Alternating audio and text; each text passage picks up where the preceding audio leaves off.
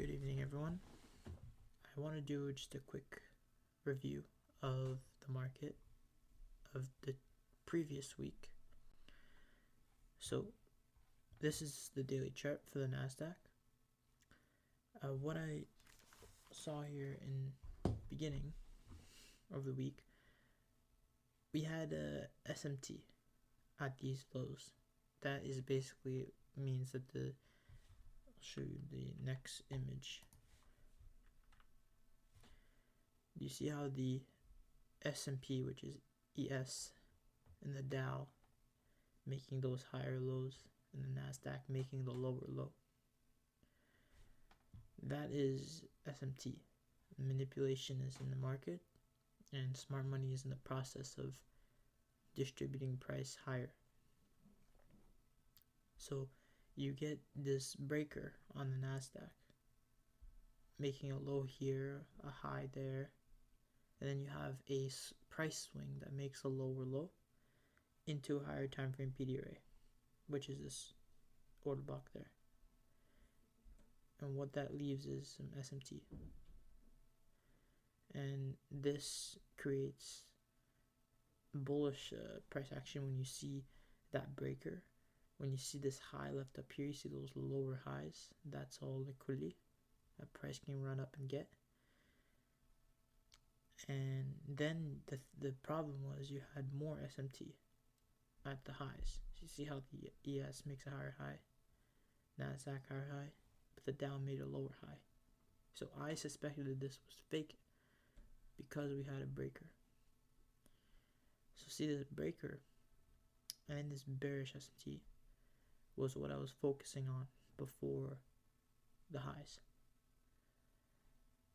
And I wanted to, instead of picking a top, I wanted to go in with the idea that we were still bullish and we would still continue to run higher. So the PD arrays I was watching were this weekly order block, the low here sell side liquidity, and the bullish breaker. Those were the 3 PD arrays that I was watching. And I didn't need to see sell side liquidity get hit, but that's just the lowest PD array in my PD array matrix for the higher time frame levels.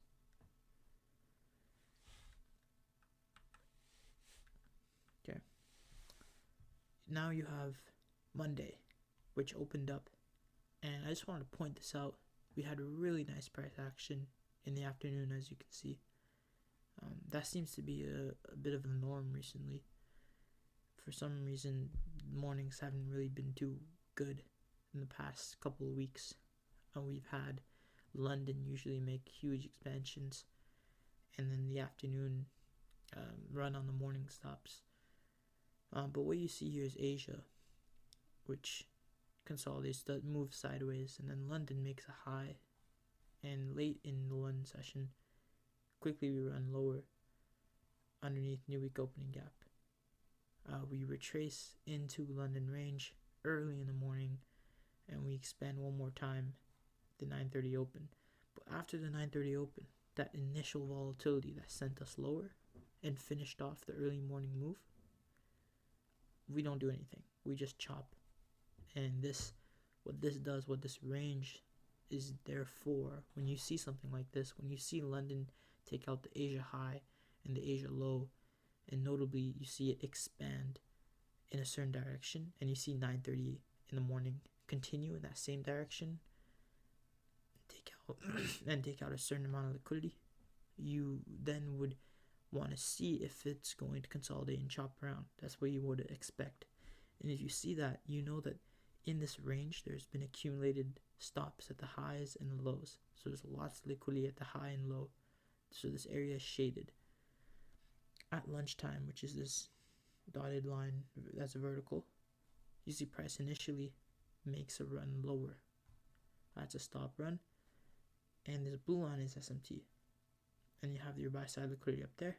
And as soon as we get to the buy side liquidity, we leave a high. This is a 15-minute chart, so we leave a 15-minute swing high. Price makes one more run above that, and it goes lower. Now, what does that resemble? See how we chopped around in the 15-minute chart? If you go down to a smaller time frame, like the 1 minute, it's going to look similar to this over here. So this consolidation, that gray box, is basically that 15-minute candle. If you zoom out of this, it's going to look like that 15-minute candle there. We get above that candle, above the swing high. See that small dashed line? Same thing there. Stop run right there. It's the exact same thing. It's the same thing that happened during London when we got above Asia's range. So these things happen over and over again when the market reverses. And you can look for these things. And the idea is that when you have buy stops here, like what do you think people see when we are consolidating in the morning? In the afternoon starts off by doing an initial run lower and gets underneath the consolidation. People see this as broken support turned into now maybe resistance, and people are going to be shorting, and people might have their stop losses at this low that might have went long, because you see this big explosive candle on the 50-minute chart that might get people long on this down close candle there. Maybe some supply and demand traders, and they put their stop losses down here, and they might make a little bit of money, but then afternoon comes and they get stopped, and now they're out of their positions. Some people might have chose to enter a new position and to go short, and that creates a lot of liquidity. That's how you spot liquidity. You have to think of it like that. Where in the chart can it do the most damage? Where can there be the most amount of buyers and sellers, and what can prices do to initiate that buying and selling? And this is what it does up here. So that blue line, by the way, that's the Dow making those higher lows. I don't know if I show it, but I don't. Yeah, I show it down here. This is a line chart of the Dow. You see how the Dow is making a low? We made a low there. We made, and I'm using the bodies because the line chart uses the bodies, not the wicks. So you see the body made a low, a lower low, and then a lower low. 3 lower lows, 3 higher lows. That is clear divergence. Not just a small divergence, it's clear. 3 swing points there. A very clear divergence for the past hour. Then you get that run underneath those stops. You get price that comes up, retraces back into a bearish order block, and you can use it to run higher to these highs, the consolidation high, the buy side liquidity up here. That's the idea there. I'm aiming for just above the bodies, above this high, and back into the new week opening gap. And let me go back to this one. This is a 5-minute chart, and it's just what I was showing you in more detail. And you have more SMT up here. See that the bodies make a lower high on the Dow. It's just present on a smaller time frame, and since we're at the end of the day, price is more in a hurry to get somewhere. I didn't take part in this because I had seen this and I was away, and I didn't really study this. It happened very quickly. Now this was Tuesday. Tuesday was extremely bearish, as you can see by the daily candle. Now this messed with my analysis. I initially, had this in mind at the beginning of the week. As you can see, that's March 3rd at 10 o'clock, 10:14, and the one that is taken down here is March 5th at 14:51. I'll be honest here. This was kind of me. I did this out of maybe emotion. I switched my bias in the middle of the week because I saw that ICT posted on YouTube in his community tab. He did a little post that said, take something off here. So if you had been long and you had been in this whole uptrend, he said, take something off. So I really thought that this was the consolidation. We got above this high. However, I know by looking at the dollar and bond prices that it's not time yet for the stocks are very strong to the upside. it will take a lot for the stocks to really make a down move. And I'll talk about this a little bit later, and in next week. But the dollar is still bearish. I had been short on the dollar for 2 weeks now, and the bond prices are still going higher, right as of now, in a retracement. So there's not much for stocks to go lower yet, even though there's SMT and there's that consolidation. I should have still paid attention to the bullish breaker. I should not have discounted it. It's just that Tuesday offered like no retracement. If you look at the hourly chart, it was just straight down prices, and it freaked me out a little bit. But I mean, I didn't act on it. I just waited and studied. Now Wednesday was the day I did trade. As you can see, I wanted to see a reversal at the beginning of the week on Tuesday, and we did get the reversal. We just got it at the very last hour. Okay, this was literally not even the 3 o'clock hour, it was the 4 to 5 o'clock hour. Okay, so well, basically it was like 3:30 to 5. So the last hour and a half, if you look at the time I did my market analysis, end of day analysis, it was only 3 o'clock, and look at where price was. And then price started running back up to create the reversal. So I didn't take note of that. And when I got up in the morning, and I got on charts around 8, I saw price was reversed, consolidated here, got underneath that low, and left a bullish breaker. Price had then got above that bullish breaker, and London expanded way above it. 9:30 in the morning, opened up, shot it lower just to come back to the breaker, and then countered that move lower, ran up above it, and created a reversal. So Wednesday was a bit of a good day to trade. There was lots of SMT, lots of breaker entries, and just overall it was good price action. Not so much in the afternoon. The afternoon was a bit scary. I don't know what happened, but price started moving a lot for no reason. I mean, I don't know what happened Wednesday afternoon. Maybe someone knows, I can tell me. I don't really go on Twitter. I don't really go on any social media. So I had no idea what happened.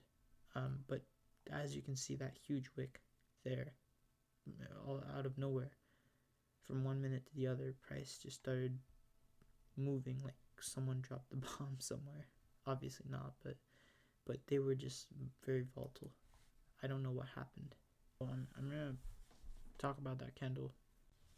I did try and go short in this candle, so this candle only, however, retraced back to this fair value gap, and then used it to run above that high, and then this created the retracement, or the reversal, sorry, and it also left SMT, the divergence between the Dow and the Nasdaq. At the same time, there's this order block there.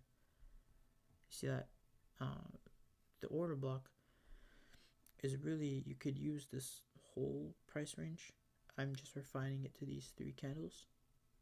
I can also use that up close candle there. Well, I can also use these up close candles. There's a lot of things I can use. Basically, this is a consolidation, and in this consolidation you got a bunch of PD rays, but price came up here to create more liquidity.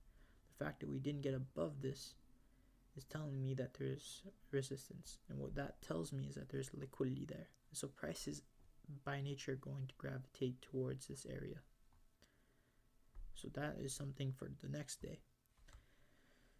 Not for today though, because today's in the process of creating more liquidity. It retraces not to go lower to this low, only to create more liquidity up here. Anyways, this is a closer look at that 930 swing lower. I highlighted this range lower, and as price slowly gets above it, this is where I tried to short. Now, before I'll come back to this, but this I don't know why it's blurry, but this is the trade. You can see that. I wish you could see it. I don't know why it's blurry when I screenshot. But the time is 11:17 a.m. and that is right there. So as soon as this down close candle comes on the 5-minute chart, that one right there, that first one there, price creates a fair value gap, and it's inside of macro time, 10:50 to 11:10, and we've also are in a higher time frame fair value gap. And I'm saying that I know in the past I would have 100% taken this, and I'm saying rookie. The problem is I still took it. So this is me trying to take it. What happens is it creates the fair value gap back here, and then it consolidates a little bit underneath the high. So it consolidates a little bit. You can see that's that price action right there. That's this here, and it starts to leave. And as it leaves, this sort of freaks me out and creates a FOMO, a fear of missing out. When it came back into the area I wanted to enter initially, right back here, I decided to try it, and I quickly get stopped out. And the things that I was sitting in this, and I was very uncomfortable. I knew I would get stopped out, and I did get stopped out, but I don't see that as a bad thing. I see this as a W because I was able to at least anticipate that it was not going to work. I still took it, but next time I know I won't take it, because now I'm sure that trades like this won't work. And how I knew it won't work is because of this high. You see how price made that run lower to sweep all the sell side liquidity to the left. Price only made this move lower so that it could then go higher and create more liquidity above. And so that here, I'm not looking to go short until some PD arrays are broken, right? The fair value gaps until price closes beneath them and really shows it wants to go lower. Then sure, but however, this price range is balanced now that we got up above this, all these fair value gaps. So price shouldn't really be wanting to go lower. And instead, you want to wait to see a reversal till we get above the high. And as soon as we get above the high, this high there, we don't have anything else above. We need to create more liquidity, and everyone's been long all morning. And then price reverses during lunchtime to sweep up all the lows. So this is what happens. We have the SMT that's visible. Also, I want to note another thing too that got me into this play was the SMT. So you can see back here how you have the high there, and the Dow is making the higher highs. That is another thing that kind of got me into it. This is why that I said before I would have taken this. Then I saw SMT and I'm like, no, it might work, and then I took it, and yeah.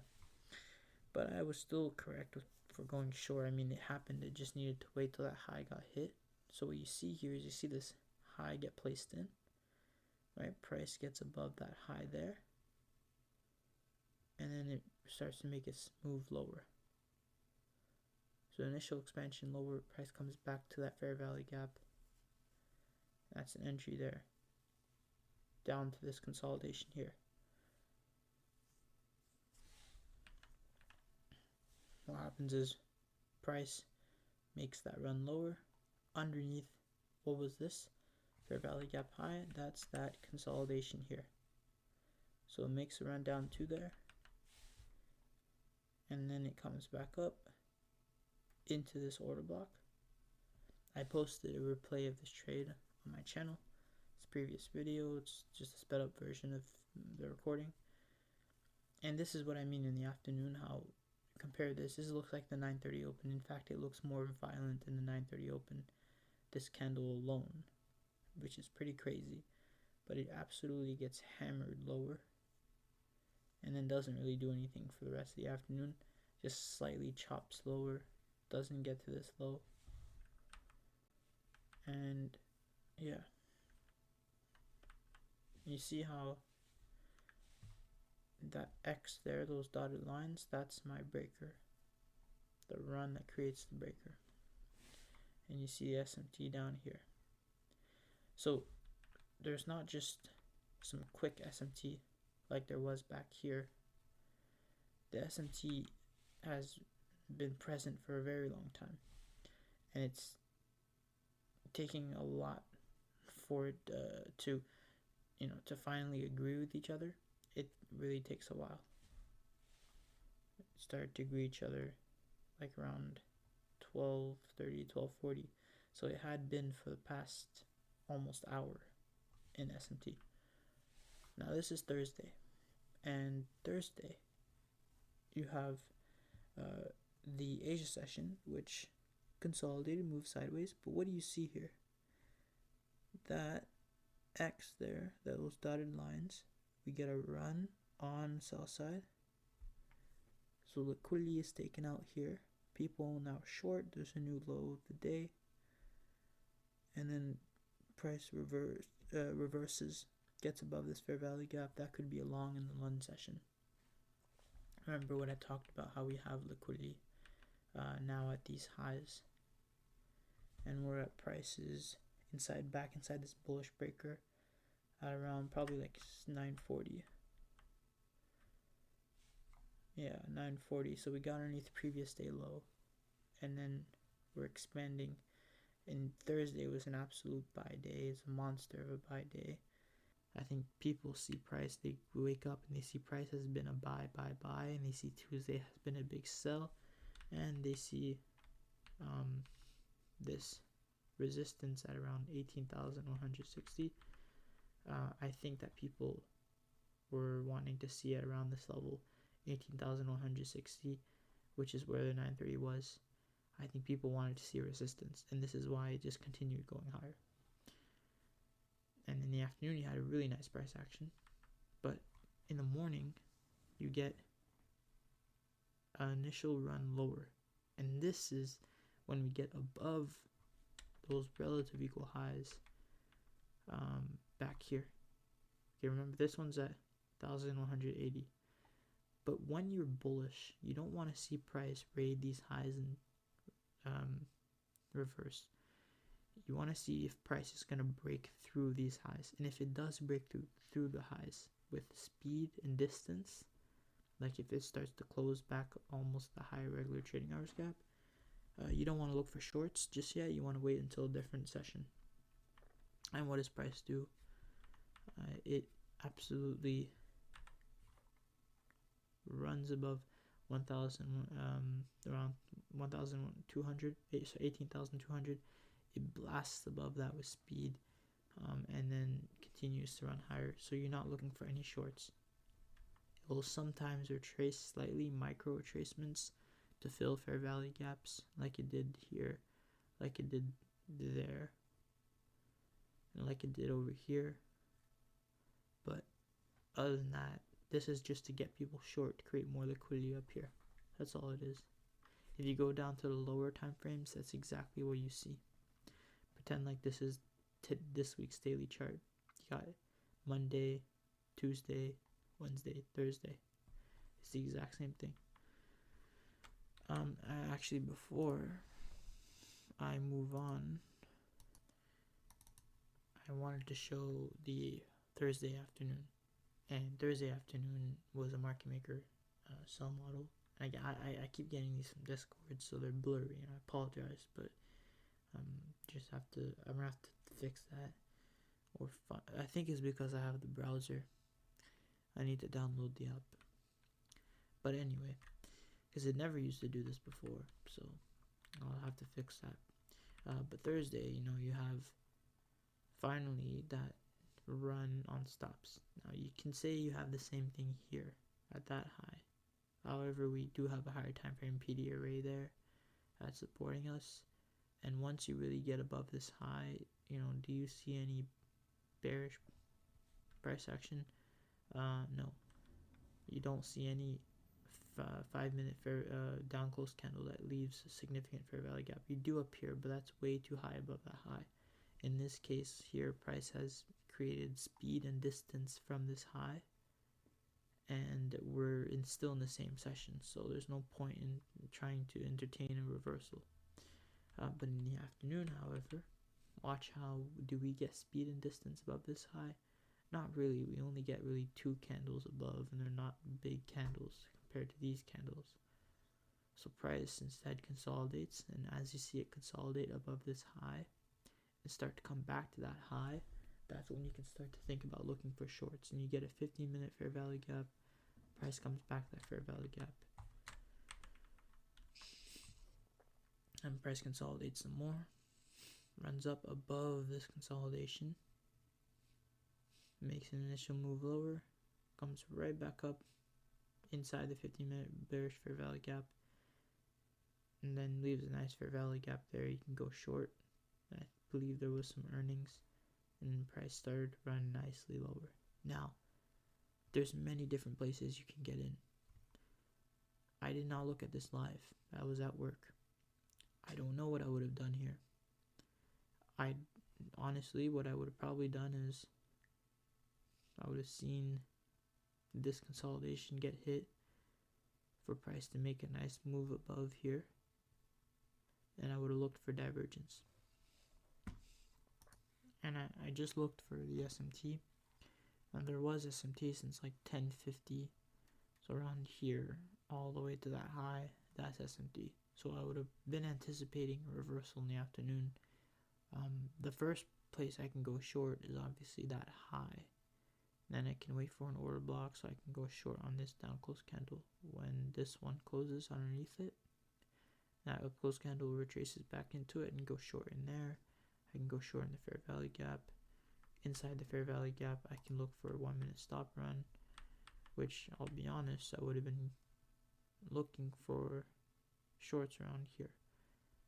This move might have come back and stopped me out. But that's okay, that will happen sometimes. However, there is SMT. The bodies make SMT. Body make a lower body high, and the Dow made a higher body high. Both of them, the wicks made higher highs. So the bodies had SMT. I don't know if that would have saved me or not, but ideally, in this condition, price is getting to move a lot. So you don't really want to be looking at the lower time frame. As you can see, it fluctuated a lot, and it was very choppy on the lower time frame. The best practice would have been to go short on the fair value gap, on this order block there, on that order block here, or that high from the 15-minute chart. And that is all for the review. I'm not really going to talk about what happened Friday, but I'm going to show it, and I'm going to propose a study for anyone that watched the video. And next week I will talk about this in more depth. But this is the NASDAQ on the hourly chart. You can see here's the 22nd, right, which was, wait a minute, that was in February. But yeah, this is the 22nd, all the way to today. And then you see the NASDAQ, initial move higher, consolidation, smaller, micro retracement, maybe giving the impression of a turtle soup, expansion, come right back down to stop anyone out in the turtle soup long, but then comes right back up. So in your opinion, I want you to look at this price action and think, where is the liquidity? Now the answer is, there's both liquidity at the highs and the lows, because as you see, this high was taken out during NFP. We left a higher high. See, that would be a raid on stops, and then we quickly expanded lower Friday in the afternoon or late morning. So that could have been an opportunity, but right now the liquidity would rest at these lows because we've made an expansion higher after giving the impression of a bull flag. But with this space above these highs, we came all the way back down, not beneath that low, but even if we had went just slightly beneath that low, we would have given the impression of support, and it is giving the impression of support. Price slowly comes back from there, and then now is giving the impression of resistance. Again, look at the bodies. Where are the bodies? Lots of traders are seeing this as support and resistance and trading in a range. The next expected target is down here. I wouldn't be surprised if tomorrow we see a retracement back up here. Maybe get people long and then it crashes and gets beneath these lows. But I can also see a trade beneath these above these highs. Alright, just I know that there's liquidity beneath these lows, and if I can frame a setup to get down there and it's a one-sided setup, I would love that for next week. And this is the Dow. This is just convincing you that, something is going to happen. But you see, the Dow on the 22nd, where is it? It makes an issue move higher, it makes the high. Notice how that's the high. Where is the high here? Not the all-time high. We have a high here, a new high, and another high. Here we have a high, a lower high, and a lower high. So 3 lower highs in a row. This is some clear divergence. That suspected fake SMT didn't work yet, but it's still there. So, what can you expect? Maybe some lower prices soon. That's what I can expect. I would be open to seeing one more bullish week to get above these highs, potentially. And that's it, though. I think that we're going to have liquidity down here we want to target. And if we don't get above these highs, that's alright. We might just go ahead and target these first. And then once we target these, then we can talk about these highs. So basically, I'm doing if scenario A happens, which is we hit these lows, I aim for these highs. If scenario B happens, we hit these highs, I aim for these lows. That is what I would go into next week studying. I'd be looking at that divergence, anticipating a market shift. This is looking like a triple top, and seeing if once we get beneath these lows, is price going to expand with speed and distance, or is it going to quickly sweep, create a breaker on the smaller time frame, an SMT on the smaller time frame, and then reverse and go higher? That's what you want to study for next week. And if price goes higher, what's going to happen is the same thing. Look at the same thing. Do I see speed and distance, or do I see a smaller time frame SMT and breaker?